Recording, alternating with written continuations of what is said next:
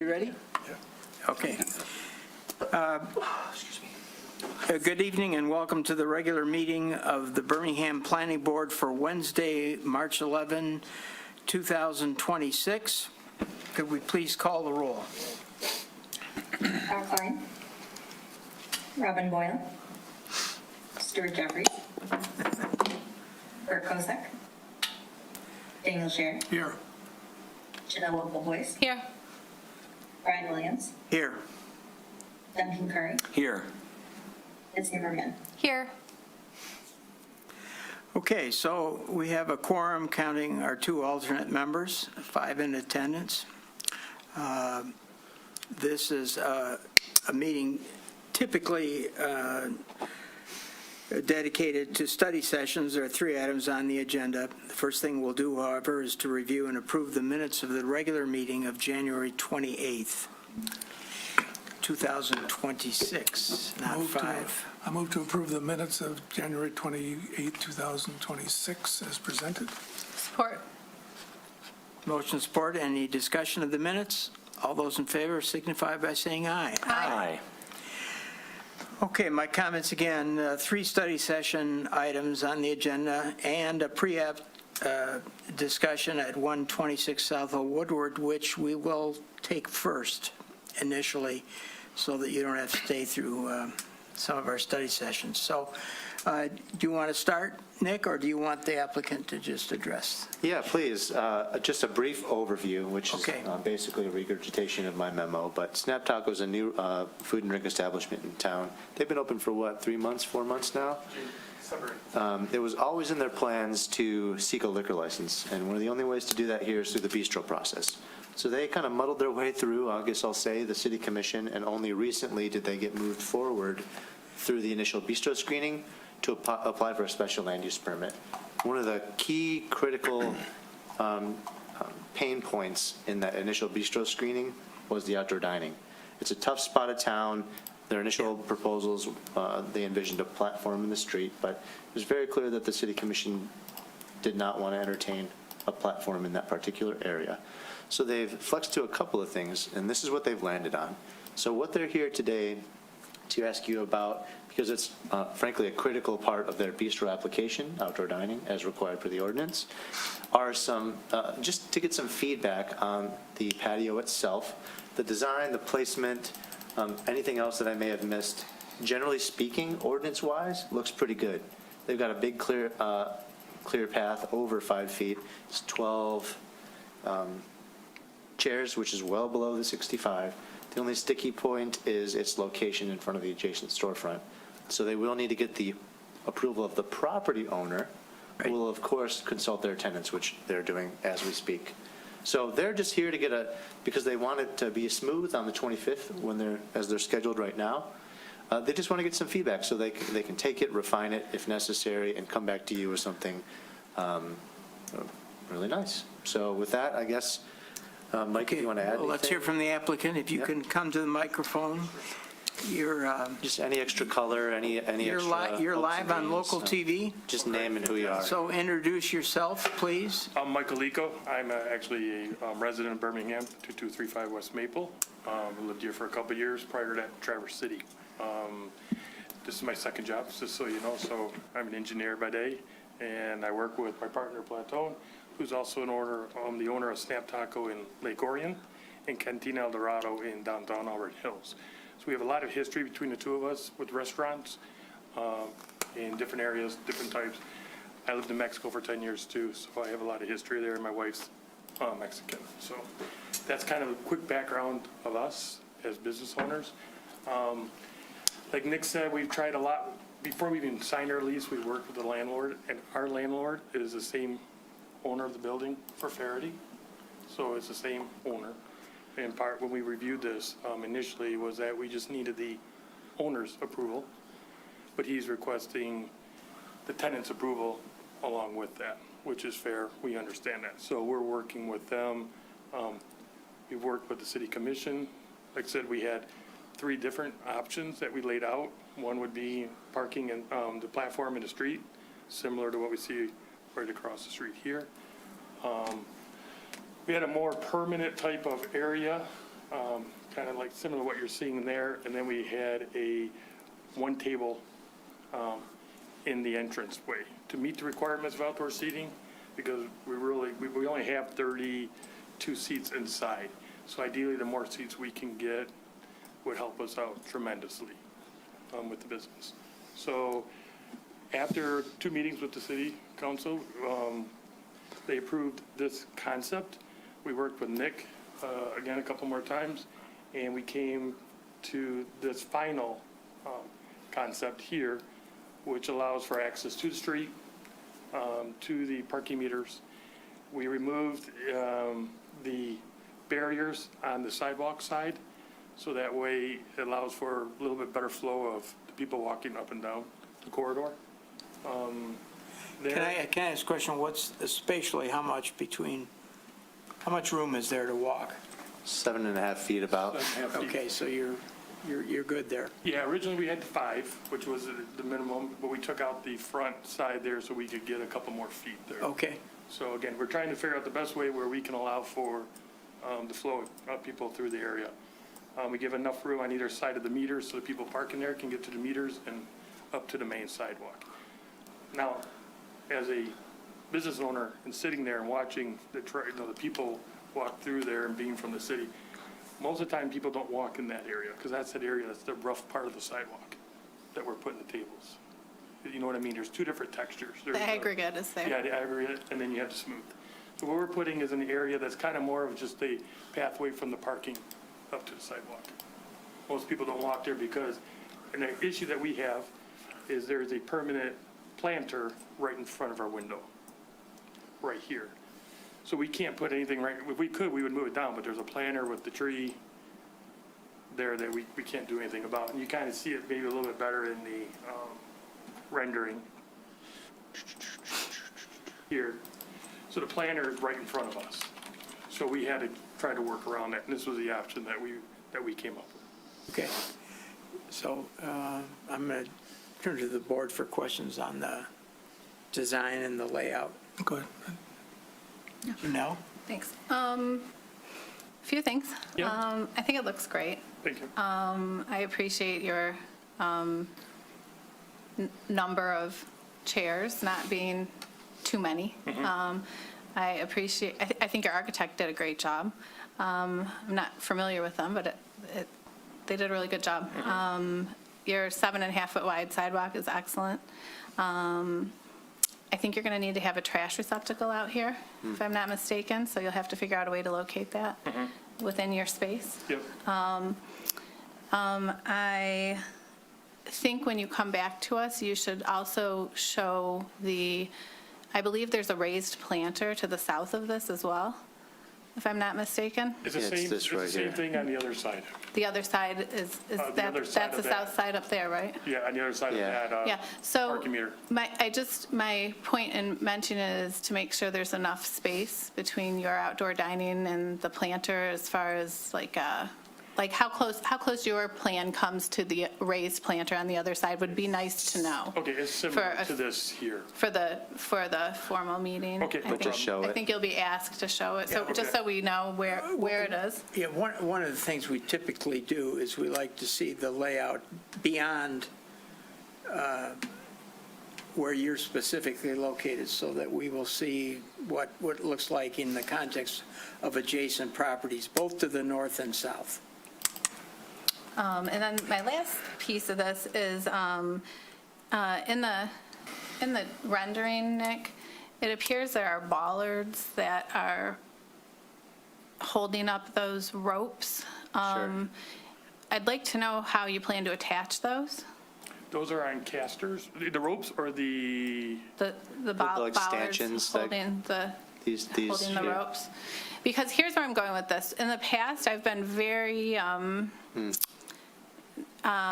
hesitant to approve ropes because they're movable, because they're not rigid, because people can lean against them.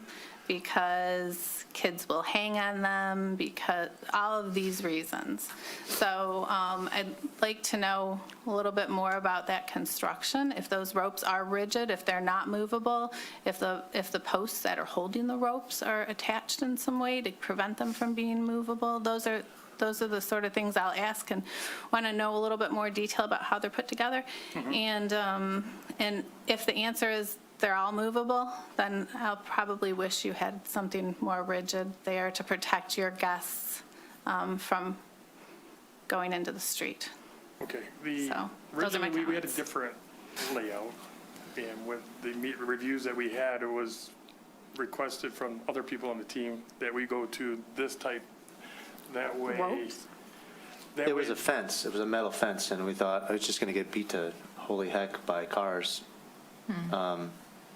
But if you're suggesting that these bollards just be fixed to the concrete, like those posts would have I been, guess I have the other concern that cars will be hitting ropes, hitting chairs and pedestrians in their seats. You know what I mean? Like, so Yeah, the I mean, idea of a more rigid material seems more appealing to me, and not something that has the ability to be moved either towards the cars or towards the diners by cars.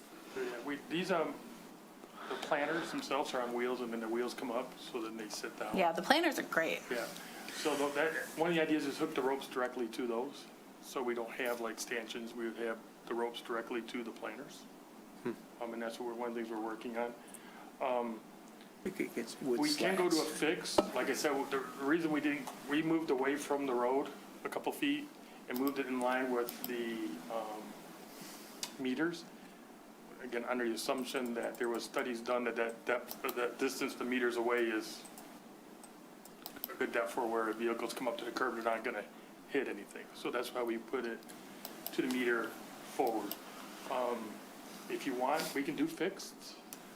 And that's kind of what we're here for. We're trying to understand what the whole team's looking for, and we can put, like I said, we had a rendering of it fixed. I don't know if you yeah, have that. I don't have it, but it's like Yeah. a metal fence. Let like me you see. also suggest that there's an alternative, which I've seen in another city, which is using planters and wood slats that will insert, Good idea. they're removable, but they're better protection. Wood slats fit into the bollards, and when you're done and it's wintertime and everything, you just slide them out. Yeah, that's a good idea. Yeah, you could Would probably that find be- brackets. would that And then that's better protection from the cars, and kids are not likely to try to jump rope. Yeah, I mean, it's something just that I noticed that concerns me and that I would ask a lot of questions about probably, and have to other applicants who have proposed ropes as well, just from a safety standpoint, not just for the diners, but, you know. But I don't know that we need permanent, but we need a stronger structure. I think the city frowns on you probably trying to attach the Right, bollards to right. the concrete, so. Right, that was the other reason we went away from what yeah. we had, so Yeah. that we I would think- attach it. look- So maybe look at it a little more, that's all I'm suggesting. But all in all, I think it's really great. I'm super excited to have you. It's a Appreciate it. great concept, and it's a beautiful place, and I think you you did a guys have- really good job. Have you seen what's been like inside? I haven't personally, I have not. But Yet. the space plan is really nice, and I'm excited to have you, so Appreciate it, thank you. it looks very good. Dan? So I'm a little, can you explain to me what the situation is on the west side of the outdoor dining? Are there any railings, or is it just open? It's open, and that was to allow for more room for, there's a planter in the middle by the light post. Here, there's a light post here. We had a planter, but we left it open, again, for the input that we had to try to keep the flow of the people walking through. Because we put a fixed point, and we're gonna be out here, pretty much where this line is, to give the 3-foot space, the amount of distance we need between the chair and a fixed railing. That shrunk it to 5 foot, the walking path, which is where we, So and maybe I'm not, I need to follow it. We need to have you back by the mic, because nobody can hear you. Sorry. But my concern, when I've seen these outdoor spaces operating in the city with no definition, folks, the diners, tend to Slide out. slide out into the sidewalk, moving around. The staff isn't really in a position to ask them to move because, it's just not the way the server-patron relationship works. And that 5 foot gets cut into. So if you're saying that the planter on the north and the south extend a little bit past where the chairs are drawn. I mean, do you know what that distance is? That's the 7.5, which 7 distance? feet. No, I understand, but the difference between where the back of the chair drawn and the outside edge of the planter, within that 6'7", how much of that is the planter hanging over past where the chair back is shown? 9, 10 inches, I mean. Yeah, it doesn't look like a lot to me. And I'm just concerned that you're going to end up with, folks, kind of moving the whole thing back, particularly if the distance on the east side is tight. And once you begin to invade that outside walkway, it begins to discourage pedestrian traffic. It tends to narrow even though there may be 5 full feet. It doesn't actually, it ends up being less than that because of the natural migration of people and tables and chairs. And we've seen that in other parts of town where there's no barrier, no delineation. I know what you're talking about. So that's, that's of concern. I'm not sure. Yeah, I guess we're looking at 2 options. We put a barrier there, it gives us 5 feet defined. That way the people can't move out, and there's one entrance on this end of by the first table, where you'd be going in and out to that area. But again, the input we received initially was, let's try to open that up a little bit. We can, with the planner, move it out just a little bit and put ropes on this side, again, to try to define it a little bit, but be a little more flexible. It's an option. Yeah. So I guess I would simply say that this is a highly trafficked area of town, perhaps, the biggest, amongst the more highly foot trafficked areas, within just a few feet of that magic corner of Old Woodward and Maple. And I personally think something needs to be done to try and protect that wide walkway. Understood. And I would like to give an input because this was brought up in the Yeah. city council meeting. And we've been there since, like I said, I live here, so I walk up and down that road all the time. And we've been there full-time since June, rebuilding the location. So I did keep an eye on the foot traffic, and surprisingly, it's not as, except for Saturday night, because of all the people going down to the bar down the street. Pretty much, and that's like 9 o'clock at night. During even lunchtime, I stand out there and watch it, and more welcome. It's just my input, my perspective, because I was worried about it too, so we watched it during the summer. And then, of course, right now, it's definitely a different time of year. I just don't see the traffic, but I do understand your input, because I feel that when we walk, for example, over here, where the seafood restaurant and the Greek restaurant is, you try to walk through there in the middle of summertime, and it's very restricted. Yeah. And I know they may have a sign there to get off bikes and everything because of the space. So Well- I understand your viewpoint, and that's why we kind of came up with this. And of course, we're looking for your input, what you think is the best way to meet everybody's concerns. We can kind of ask them to turn the corner like we did at Origins, if you recall that, Dan, where they had a strict Yeah, fence, and we right. asked them to turn the corner a bit. So we'll work together. Okay. I can show you that example so you can see how that worked, and then I got a question. Yeah, go. I like the look of your proposal a lot. Thank you very much. But one thing I'd like to just support what Janelle was saying about including the sidewalk plan south of your area, because it looks like you have 1, 2, 3, 4, 5, maybe 6 cars nosing into either a planter or your space, and they have to get from their cars to the sidewalk. And we want to make sure that's not, that area, that walkway is not too pinched, that they can't get through without having to walk sideways, because it looks like you got a meter right in front of this, Yeah, right in the middle of this one walkway now. If you go down to the other view, through the, you'll see what we did is we put space on either side of the meter so you can walk up from the parking spots to get around the meter. We shrunk our area because originally we were a little bit tighter to the meters. So one of the inputs we had, we shrunk I that only down. see one spot that's problematic. So they're, they're, I'll have to walk out towards the street. Yeah, and he gets it. That's most of what we talked about, it's most of the commission is not to crowd the things that people need to get to. So we've been working through that a lot. Just one final thought, just based on what Dan brought up. Have you looked at possibly rotating the tables and chairs so that the backs of chairs aren't towards the street or the walkway, but rather the ends of the tables? You may lose a two-top, I recognize that, but it would solve some problems, okay, something to look at. good idea. Okay, anything else? All right, well, we'll see you back here in a couple weeks. Appreciate your time and thank you for listening and your input.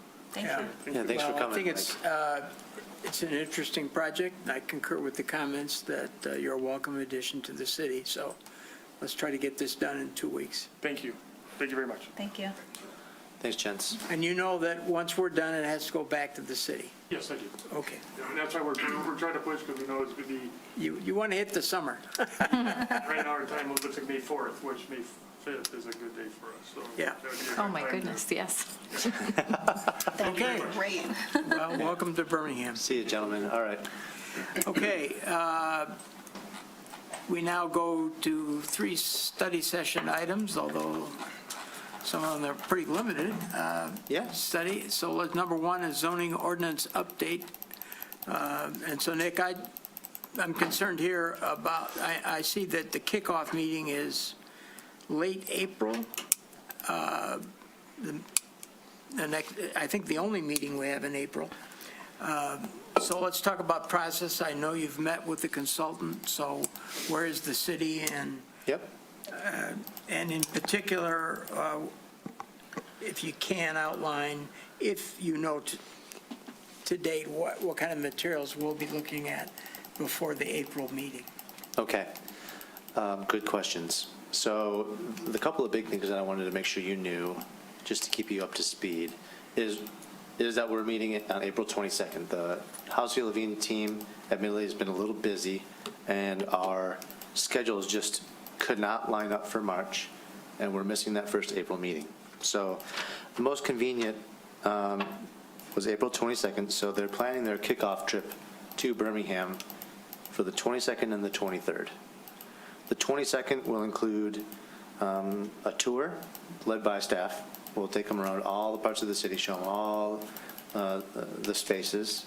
It'll include a department representatives meeting, sort of focus group-esque, and then it'll include the planning board meeting. Sort of I guess technically a full day, but they start more around noon, half day-ish. The following Thursday, what's planned are the focus groups, 6 or 7 of them, business owners, property owners, residents, things like that. They advised us that in those focus group meetings, they keep it relatively small, in the 10 to 15 range. You can imagine that any more starts to get a little messy. So we're going to be very strategic about that. We're currently building out what we want those focus groups to be. How do you intend to solicit the residents to participate in that? Good question. It depends on, so let's just use that example. Let's say there is a resident focus group. We would just blast it on everything we have. We've got a newsletter coming up in April, an e-newsletter. We've got our social media, and we've got our constant contacts. We've got city commission meetings before that we can announce it at.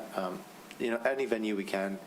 They've been very, so in one example, in the printed newsletter that you guys will be getting in your mailboxes, we have some content in there about the zoning ordinance project to sort of kick it off, provided by House of Levine. So they're providing me all of these things. I'm tailoring them and then getting them out.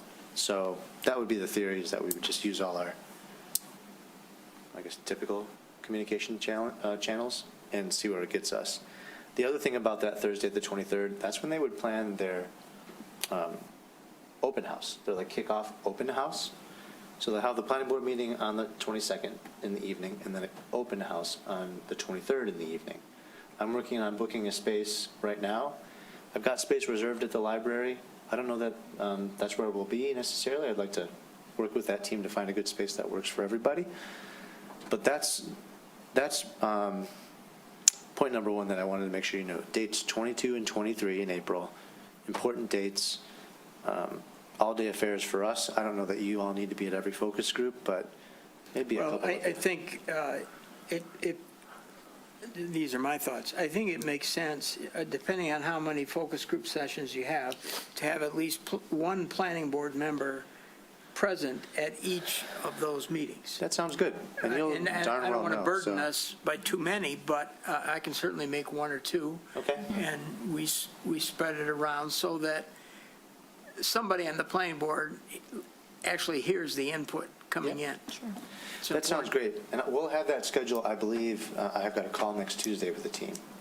So I believe we'll have that schedule pretty darn well set by next week. And so we'll start planning. I'm going to have a calendar built out for it. I'll include you in invites and These are things, not so- going to be open meetings, so, but I think it's important that the planning department have somebody at these various meetings that takes pretty good notes on what, if there's a consensus reached on a certain item, that we know about it. Sure, sure. We'll probably find a way to record it too, just for our own purposes.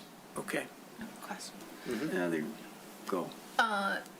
The focus groups, how many do you think there'll be? I think we have 6 scheduled out right now. And do you think one of them is for residents, or is that going to be taken up in the open house instead? And the reason I'm asking is if we put a blast out inviting residents to a focus group, but our focus group numbers are ideally 10 to 15 people, and you get 60 residents Oh, yeah. show up, then it's Yeah. just blowing the focus group out. So would the residents be more inclined to go to the open house in that Thursday evening? Sure. For their piece of it and not have a resident focus group? It's a really good question. I'm probably going to lean on their experience a little bit, there being Halcyon Levine, in You just terms of don't know yet, okay. what types of focus groups they tend to have. Okay. I was a little bit spitballing with you. Oh, okay.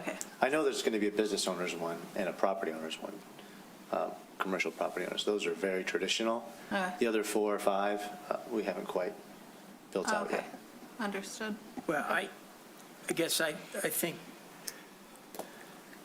I would rather have too many residents show up than to not have a resident session. I mean, Sure, yeah.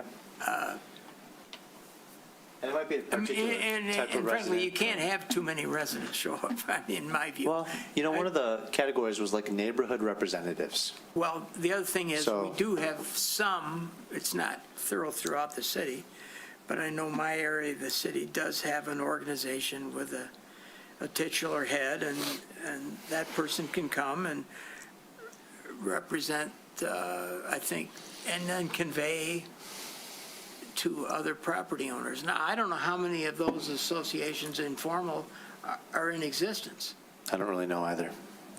They're all over the place. but I know I pay dues, so. Okay, well. Horton Lake has one, for sure.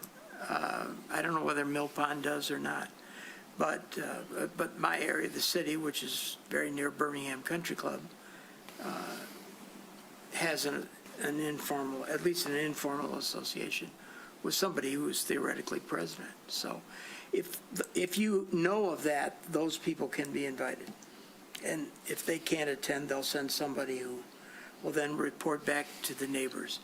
And this group, they typically meet in the summer, so it's a Cool. good way to communicate.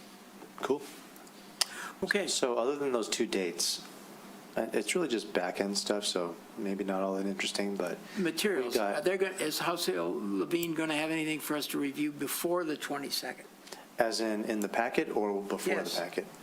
That is a good question, too. I'll ask that explicitly next Yeah. Tuesday when I have a call with them, what they're planning to bring. I mean, I would like, I don't know that I want anything specific, it's way too early for that, but I would like for them to prepare a process map or a schedule so that it's laid out for us, this is what we think it's going to look like over the next year, and they did indicate, I think, generally that it was a 12-month process, so I'd like to 18, I see them think. sort of schedule it out. all these things are subject to change. And I understand that. But it would be nice to lay out a process that we could look at. Yeah, they have that developed. I don't know that we would present it to you in the same structure that it's developed and what we're looking at internally. But if you're interested in a schedule, I think that's something very easily. Yeah, well, Done. they can prepare one separate for just us and our involvement and how much. Okay? Anything else? Duncan? Yeah, this is something I read a couple weeks ago about the state initiating some statewide zoning The housing bills? zoning requirements. Is that going to get mixed up with this? Definitely. Is it? Because that's preemption type stuff. So if the state makes a law, these are not the exact bills, right? So I'm just going to tell you the gist of it. If the state passes a law that basically eliminates the requirements for single-family zoning and lets anybody in any town in any part of the state build up to 2 minimum on their sites, well, that would preempt our local zoning, and that's darn well important to understand. But I don't know. I'm following it slightly. I don't know where they are in their process. There's talk about shrinking up minimum lot sizes, ADUs. There's a bunch of stuff in there. It's pretty critical stuff. So, of course, we'll make sure they're following it as well. But I'm not sure how this is going to line up or what the likelihood that those will pass or what. I can tell you that I've gotten emails from the Michigan Association of Planning, and they are supporting that bill and advocating for that bill. So that means something, I think. There's a parking requirement too, wasn't there? Maybe. I'm not quite sure. So, yes. We know that parking will be an issue. Yeah. So we'll deal with that in due course. Okay, anything else? Not necessarily unless you have any 22nd. specific questions. Okay, Yep. historic, number 2, Historic Preservation Master Plan, which has been adopted. Yep, and I don't need to spend much time on this at all. You had requested, you noticed that it was adopted, and you asked for maybe a little bit of a rundown of what it is and maybe what it means, I guess. So I guess my tact here is to kind of explain to you that this was a bit of a passion project, but also I would describe this plan as a bit of a get-right master plan for our Historic District Commission, in that much of what you have here is suggesting that we just improve this on the stuff that we should already be doing. So maintenance enforcement, certificates of appropriateness, those types of things, while also bringing it out into the daylight a little bit. It's a pretty niche field of urban planning, and it doesn't get a lot of attention in broader planning circles. So this was an attempt to daylight it a little bit. So if you've read through it, if you thumbed through it, it's got some background, some introductory type stuff. It's got some data in it. It does have in between 30 and 40 action items in it. Yeah, I view goals and objectives, yes. Yeah, same difference. Potato, potato. I think it's important, I don't know if House Sale Levine has seen this, but they should. They have seen this. They've seen the Birmingham Green Healthy Climate Plan. They've even got our wayfinding plans, our Parks and Rec Right. plans. That's part of the back-end stuff we're doing now, is just furnishing them with Okay, everything and anything. So I'm really mostly just open to questions. There's, of course, some things that cross over through planning board. There's a recommendation in here that we work with you on the 2040 plan when it comes to character provisions and things, because it very much overlaps. But I would also argue, and you'll see in the next study session here, that this checks a box from the master plan.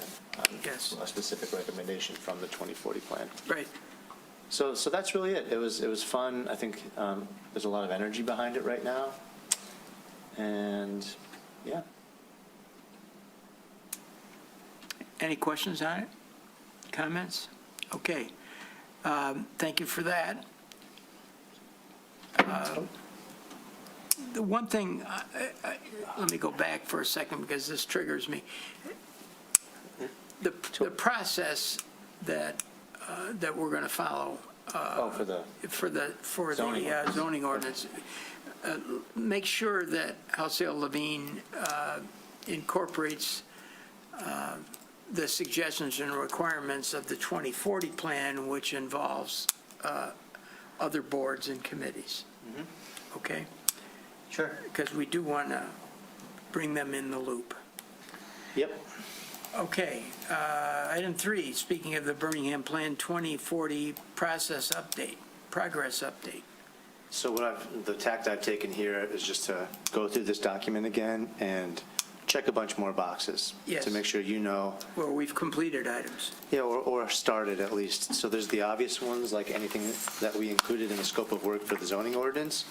I've now checked all those boxes. There's just a select few down here that we've always considered more special projects that we'll tackle at another point. So moving through a little bit, I'll maybe stop on a couple. There's things like study lane reduction and restriping options for Woodward. I marked that as in progress because, one, we've got a Woodward road diet application in, but also we're working very closely with MDOT and their consultants on their Woodward Avenue corridor plan. We actually have a meeting in a couple of weeks again to see what they've come up with, which I better see that road diet that we've asked for. So we're advocating for that. That looks like it's moving pretty well. Adjusting Elm Street, that's happening now. You saw the library buildings came down now, so they're working on going back up, and they will realign Elm Street. They've got all their MDOT permits for it, so looking good. Let's see, what else? The Sustainability Board's been established. Intergovernmental cooperation around sustainability initiatives, we've really blown those up with things like SEMCOG, U of M, Oakland County, those types of groups, our neighbors. Let's see, what's another interesting one here? Parks and Rec Plan was completed. The location programming and funding for new facilities for Next, that's kind of ongoing right now, but close it seems.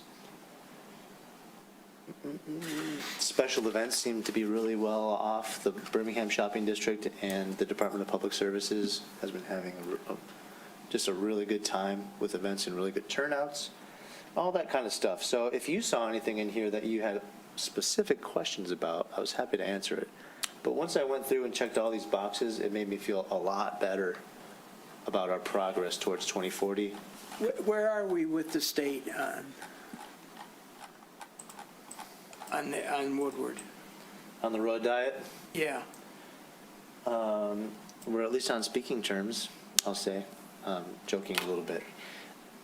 We submitted that road diet checklist or an application formally and officially several years ago. yeah. They put it on hold while they went through this exercise, this Woodward corridor planning exercise that you may have heard a little bit about. We had an open house at the library for it. I think I saw a couple of you there. So we've been, of course, attending every and any meeting related to that and providing our input, suggesting, hey, well, yeah, we want a road diet. We don't want whatever other option, A, B, C, D you've got. If it's not a road diet, we're not really interested. The concept, of course, it makes a bunch of sense. Woodward's a single highway. It'd be great if we could all work together to have a unified vision of what Woodward could be. But the way they were approaching it, they broke it up into a bunch of different segments. So like Detroit's one, Ferndale, Berkeley, Royal Oak, Huntington Woods are one, Birmingham, Bloomfield, maybe Royal Oak too, I forget, is one, Pontiac's one. So lots of different input and lots of different wants and needs in those different segments. So the way it's been turning out is, as you cross those boundaries from Royal Oak into Birmingham, Woodward could change, and then crossing back into Bloomfield, it's going to change again, and then going to Pontiac, it's going to change again, which is immensely frustrating. But it's what these communities are bringing to the In table. terms of a road diet, we should have a lot more in common with Royal Oak than we do with Bloomfield.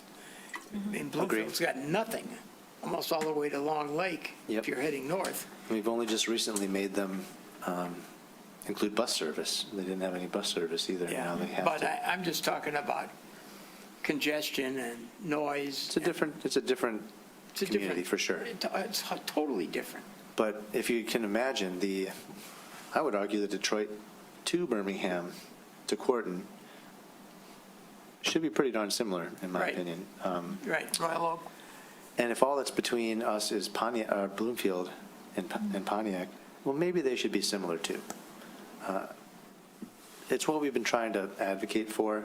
Yeah. I'll know a little bit more later this Well, month when I go It to just- those I meetings think next month. the road diet is going to impact how we approach, Yeah, in the final analysis, things like the Woodward Gateways Plan, yep, the Safety and Beautification Plan, the whole question of the Lincoln-Woodward intersections with Adams. yes, yeah. All of that is related to what is the state going to do? I mean, we can adopt a plan and then anticipating what the state's going to do, and if they don't do it, it's meaningless. Yep, and I've been here for almost 10 years now, believe it or not. And even in just my 10 years here, I've seen 3 versions of this Woodward idea go through. Like nice attempts, great people trying to move something progressive forward that have all fizzled out. So I'm concerned that this won't be any different. I like to hope it's not. As a kind of a grand optimist, I'm going to hold out hope, but you're right, it is pretty mission critical to some big, big parts of this plan. So we're pushing it. Yep. Okay. So I have a question. Dan? Nick, on, one of the things that's, one of the boxes that's not yet checked is a tree canopy improvement plan, which is under our heading. I guess Is it? I'm wondering why we would be particularly good at tree canopy plans. I mean, I like trees, don't get me wrong. It's under our heading? Yeah. Yeah. What do you think it should be? Sustainability. I'm not Oh, really I sure. see it. Parks and Rec. I think this was something that, and I'm struggling to remember exactly. Do you guys remember that Bert had a big question about this? I think this was something that Bert really felt passionate about here. I think at a high level, since we have control over the zoning ordinance and what you must plant as a part of developments, that's an angle. But also street trees, that's another angle. I think that's why. I don't think it's the only place that's here. I think the AAA building, remember his frustration Yeah. with the trees being removed Yeah, and yeah. concrete being Yeah, poured over. right. But oddly, just during the last commission campaign, I happened to talk to a number of residents who were passionate and not in a happy way about the trees, or the way trees were handled in front of their homes. Yeah. And the lack of input that they had in it, or maybe put more accurately, their disappointment that the city refused to even listen to anything they had to say on the Yeah, subject. they were at the commission a lot. They wanted to get a tree advisory board going at So, one point. so it's perhaps a more hot button than we had thought when this list came together. But but apart from, sort of a tree canopy improvement plan implies to me some things about species and paces, spacing and viability, sustainability, which maybe isn't our wheelhouse. And I think as a short-term fix, because it was added here, I could share it with a group like the Sustainability Board and the Parks and Rec Board as a shared item, so we can all theoretically work on it together. Better idea. And just a Right. note to to what you were describing, Dan, I wonder if when those residents were upset about what they believe not being included in the trees in front of their houses, and they went and talked about it at commission and whatnot, I wonder if they did make some changes, because in the past, maybe a year and a half, I had the tree die in front of my house, and I had the exact opposite experience. So I wonder if they have a different policy in place now, because I had an arborist come to my door, talk to me about where the tree would go, what kind of trees I could choose from. Like, it was amazing. I was really Yeah. pleasantly surprised by how great the city was. So perhaps they've made some changes since they had some bad experiences. Sure. I don't know if that was the impetus necessarily, or if that was already planned, but now we have like 3 or 4 certified, like full-fledged, bona fide arborists Yeah. now on staff, as opposed to just relying on whatever tree service company we use. So that helps a lot. Yeah, I think we take it just much more seriously yeah. now. I think maybe so.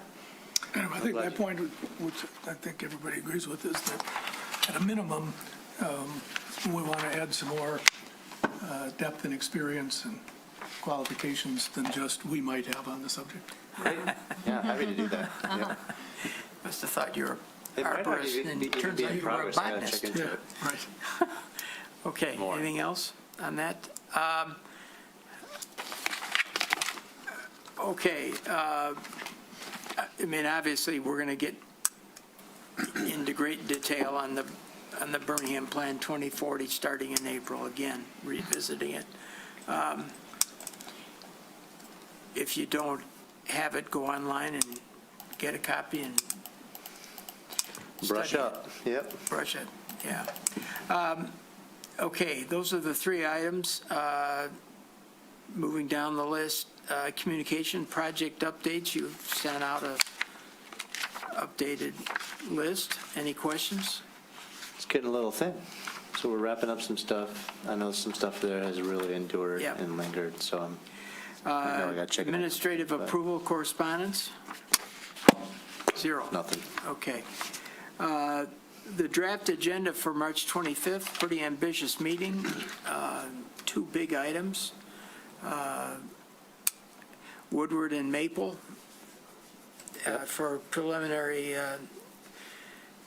site plan review and community impact study, and that'll be extensive, so that'll take some time, and that's Snap Talk will be back, and then Clover Hill Park Cemetery. So my guess is March 25th will be a lengthy meeting. I agree. I think the pre-application discussion helped with that Woodward and Maple project, so you got a bit of a But we vision know that already. Woodward and Maple is going to Oh, yeah. take some time. I think the good news is we're already almost done with traffic, too.